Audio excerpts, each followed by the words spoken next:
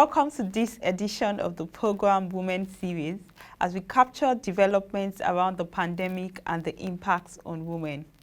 We'll begin with some interesting data on women across the globe, derived from the conversation on how businesses can support women in times of crisis organized by the UN Global Compact. 70% of the healthcare workers risking their lives are actually women. 60% of women's employment is in the informal economy, with few protections against dismissal and limited access to social protection. The global gender pay gap is stuck at 16%, leaving women more vulnerable to economic downturn. Domestic violence has increased by upwards of 25% in some countries as a result of lockdowns.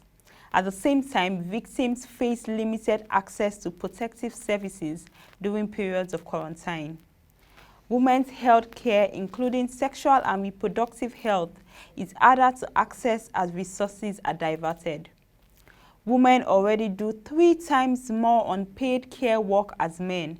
With the virus spreading and 850 million children around the world home from school, the additional burden continues to primarily fall on women.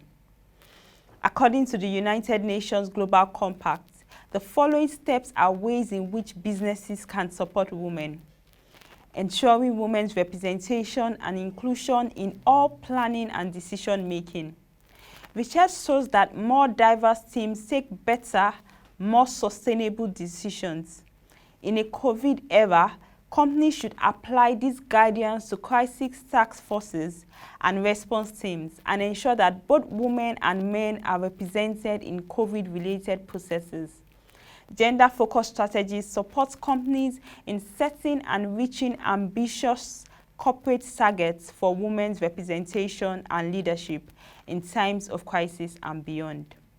Secondly, supporting working parents and keeping in mind that the majority of unpaid care work falls to women. Among other things, companies should offer flexible work arrangements, support safe and appropriate child care options, as well as paid sick, family, and emergency leave, and offer equal maternity and paternity leave. The current situation provides a chance to disrupt gender stereotypes, change traditional narratives, and show that leadership and decision-making, household chores, and caring for and teaching children can and should be shared responsibilities. Number 3, helping to address the unintended consequences of stay-at-home measures, including the alarming increase in domestic violence. Companies can play an important role in helping to direct employees to needed services, including domestic violence hotlines, and supporting the health and well-being of employees, including pre- and postnatal health care. Also, supporting women across the value chain and in the communities where your business operates. This may mean ensuring that suppliers that rely heavily on female labor receive payment for existing orders and additional support to keep afloat and paying workers where possible. It might also include providing leniency to women entrepreneurs, offering financial products and services to save them from bankruptcy, and deliberately looking to build relationships with women-owned businesses as part of recovery efforts. Point number 5, partnering with government and other sectors to tackle COVID-19 and support recovery efforts.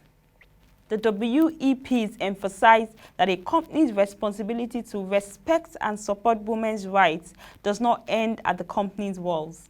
Her Excellency Margaret Kobia emphasized the importance of multi-stakeholder partnerships, and Anne Kearns outlined MasterCard's efforts investing in vaccination and called on companies to maximize possible impacts, including beyond past focus areas.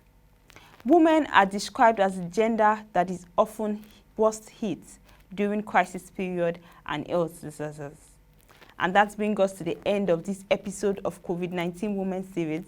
Do connect with us on our social media platforms, Twitter, Facebook, and Instagram, with the details showing on your screen. You could also send me an email and share with me how you're coping during this period at programs@poshareng.com. Till next week, thank you very much for watching, and please keep staying safe.